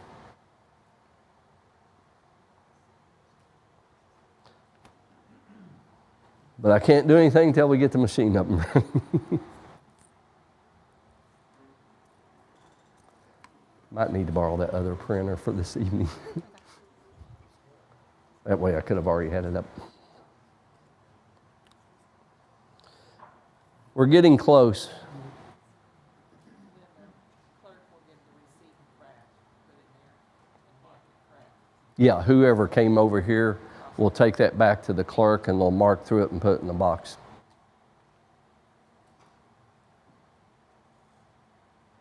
It's kind of the same concept if you think about it, but this is an electronic ballot, and that's a pre-printed ballot that has to be marked by the voter. Well, this has to be marked by the voter, but they're using this device to mark their ballot. That's why we call these ballot marking devices. What is your general opinion on what's our voter turnout? They're anticipating 70% is what they have forecasted for the entire election. So 70% of I don't think we've ever had 58,000. In 2020, it was 68%. Well, Across the state, it was 68. There was counties that maxed that up Yeah. to 72%. Yeah. So they're anticipating 70%. So 70% of almost 59,000. 58, 40. 57. Oh, it's 57. 57,485. 57,485. So anticipate 70% of that. But that's absentee, 6-day, 3-day, and election day. So we're going to be busy. In 2020, I was up in Westport. Nobody could handle there, they was all sitting in Westport. Is it better now than it was in 2020? In 2020, they were sending people to Westport probably because of the lines. They couldn't get the line for so long, they couldn't get me. Yeah. Well, we have 9 locations for voting centers. In 2022, I wasn't the clerk in 2020, so I can't speak to what happened then. But in 2022, there was only 5 locations, and we had lines then.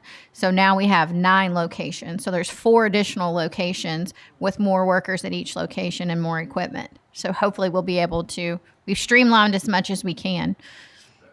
That may be for our side of it, but for the voters' side, Mm-hmm. a lot of them don't know those new, I was at Goshen for last year and this year for the first time, and the people in, Oldham North did not know, Oldham North High School did not even know, 2 miles away, they could go to a place that had no lines. They had no idea that Goshen was even open. They get a postcard in the mail. It's put in the paper. It's put on social media. It's put on my website. There's a sign outside North High that says additional locations. So outside the door. So if the line is at the door, there's a sign right there that says additional locations. We run into the same problem at South because South will have lines. Well, and I was here in that one, and I went down the line telling people that other place was open with no voters. Right, yeah. And they said, no, it was a beautiful day. No, we're fine. Now, if they complain later. Yep. All right, so it came up and it says print zero tape just like your other machine. We're going to do that. Everybody's going to sign this zero tape after you open the polls, and you're going to validate this, and this tape and this goes inside your black and white envelope like your other machine.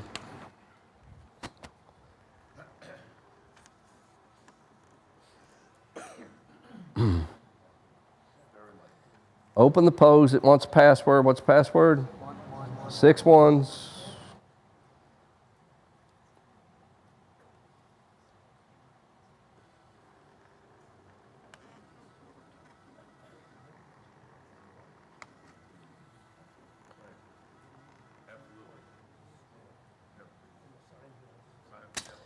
And when it says ready for use, you're in good shape. Make sure you have your privacy screens up. Okay, so somebody comes in, they check in, they indicate they want to use the ADA device. You print them a ticket, right? You, as a judge or worker, is going to get them down here, and as a poll worker, oh, one more step, you do have headphones. Make sure these are plugged in, ready for use, and it goes into the top of what we call the ATI controller. On the left side, there's a headphone emblem, and I always ask people to have them in and laid there, ready for use. All right, poll worker will come over, touch ready for use. Wants a poll worker code, 6 ones. You touch activate ballot. It's going to give you a list of all the ballot styles that's possible for this county. You're going to match this ballot style to the appropriate one. This is a very dumbed down demo, right? I've got 2 styles. A101-S1-GOT, that's what it says. I'm going to pick it. Okay. You get a chance to validate it and then say yes, activate the ballot. Always, as a poll worker, just hit skip straight to voting because it's going to ask you to make changes. This is where you can really make changes. Up at the top, there's 2 tabs, 1 screen. If I do text size, large, return back, look how large that is. That's for your visually impaired people. They may have forgot their glasses, maybe they have blurred vision, but that helps, rather than a pre-printed ballot with really small text. You can also, on the screen tab, change contrast. Believe it or not, some people do better with that, or some do better with that than full color. Okay? It's up to the individual voter. Any changes you make on here gets reset after that voter's finished printing their ballot. So, the next button is audio. That's for volume and speed control of the information that's being read to them for their ballot. So if you have a blind voter in here, they're using this. They'll use this tactile wheel that has Braille on it. And yes, people that are blind do use this. It works, and they independently vote by themselves. The girl's question over here a while ago was, how far are we allowed to go with the voter before we can't assist any longer? If somebody wants to use this and they ask for voter assistance, the form's filled out, you can stay in here, but we need a Republican, Democrat, or they brought someone with them. Same thing if it's pre-printed. Think of this as a ballot, because a pre-printed ballot is the same as this ballot. It's got the same secrecy and privacy. Once the voter is ready to begin voting, let me change this back to where it's full color. Oh. So the things that you're doing right now, we could be assisting the voter in setting it up. Yes, this is you assisting them getting it set up for the individual voter. But here's the thing. There's a blue button that says begin voting right here. If that button's hit the ballots up, it's a private voting area. You're not allowed in there unless voter assistance form's filled out. So once the voter's ready, they're ready to go, ask them to hit begin voting, you step out, and now their ballot's there. And it works just like another ballot. They got straight party voting. The only difference on a digital machine when you're marking a ballot, it will not let you do an overvote. It's impossible. And I'll show you, because if I hit straight party Republican, go over here, Republicans are already marked.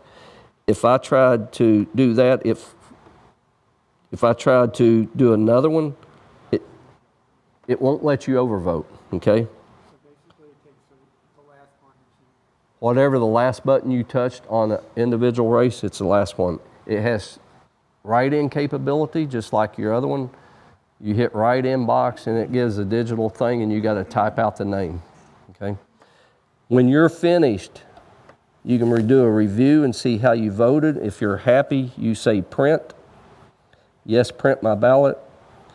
And it sends a command over here and it'll print the ballot. But the cool thing is it's marked from your choices. That's your ADA device. Yes, ma'am. I have a question about the password. What's the difference in the 6-1 and the 1, 2, 3, 4? She said, what's the difference in the password? 6 1s and 1, 2, 3, 4. 6 1s are only used on these machines. 1, 2, 3, 4 is the only password that works with your electronic poll pad. Okay, so if you're a clerk, 1, 2, 3, 4. If you're a machine judge or judge, 1s, 1s, 1s, 6 1s, okay? That's for opening and closing. All right, so here's my ballot that I marked, and notice it's nicely shaded in. And then this goes to the scanner. So we can't touch that ballot. You have to have, if the person is blind, you have to Well, guide them with their hand. yeah, yes, and you'll get them a folder to put their ballot in and let them know it's private, and take them down and take their hand and touch it and say, you scan your ballot right here. These people are really, for being blind, they're really exceptionally in tune with everything. Okay, I don't know if you have any blind voters in this county, but there are several around, and it's amazing if you ever get the opportunity to watch somebody use that machine independently and vote. You have to guide them, show them where everything is, but then once they're on voting, and then they take them over here, they scan, they're good. So, all right, closing. And this is important when you're closing down your machines. On the back of each device, there's a blue button, okay?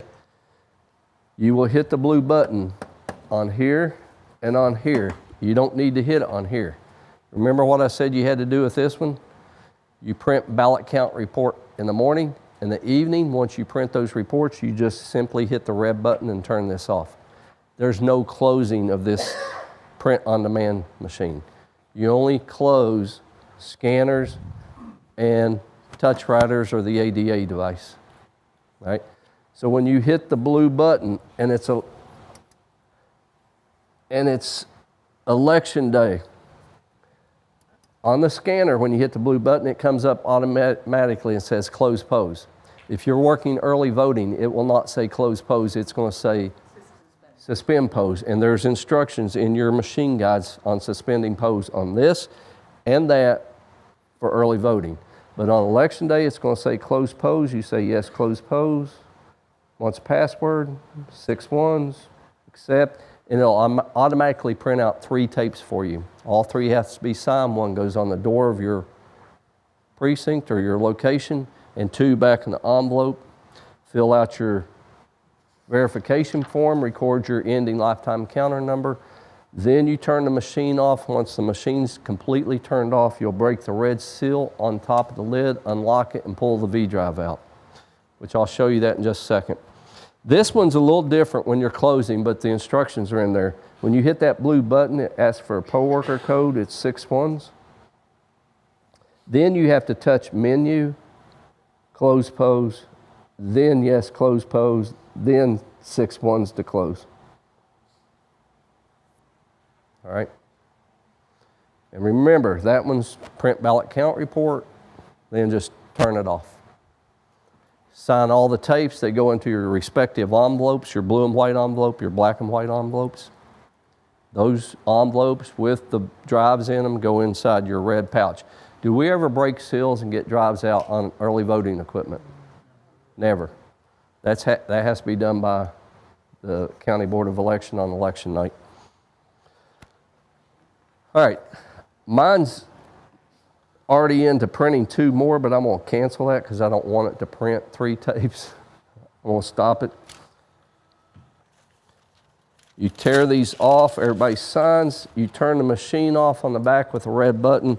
On top of all of these machines, on the paper tape where it comes out, there's a green light. Wait for that green light to go out and then break the seal.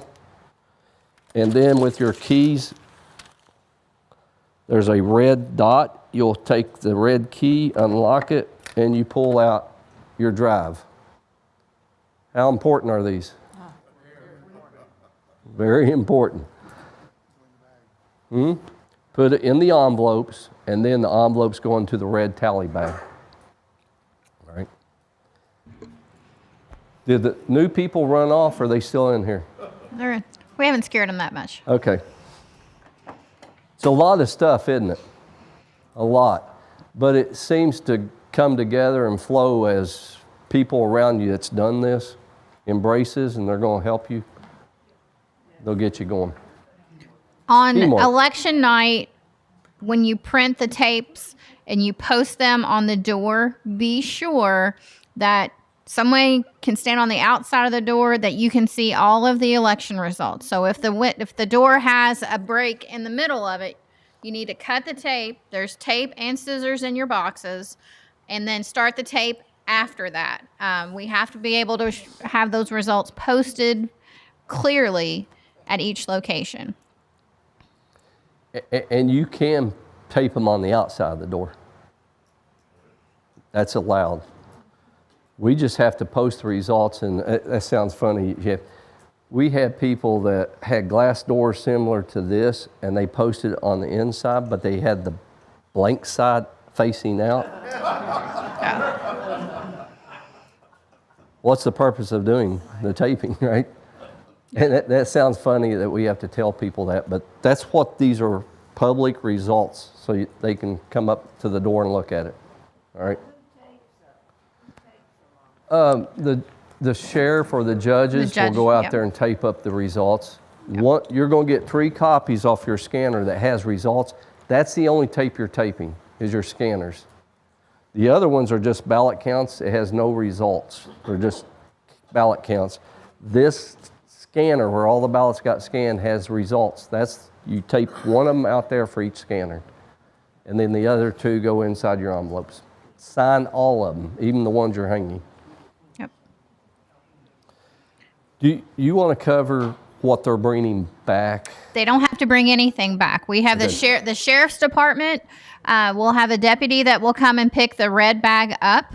At the end of the night, the biggest thing is be sure that all of the Verity prints, because they'll be stationary, take those off the table, they go back in the cage, and the iPads go back in the cage. Any signage or anything like that that won't fit in the cage, put it beside it.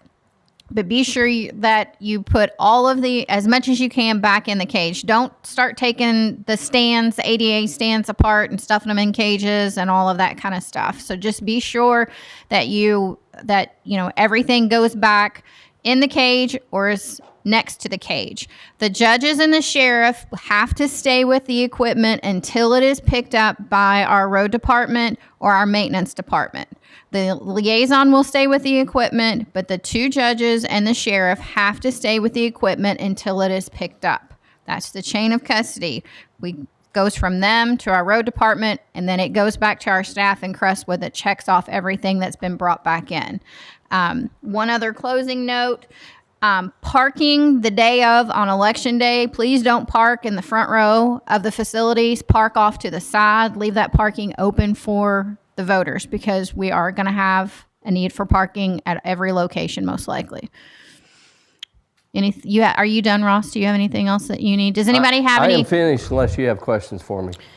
The other thing is anybody that is going to be a clerk, if you want to sign up for the additional clerk training, come up here. The sheet is up here. If you have questions about anything else, come see me. I'll be Take sitting here. pictures of the constitutional amendments if you want. And please, I sound like a politician, please like and share my Facebook page to everyone you know to get out about early voting.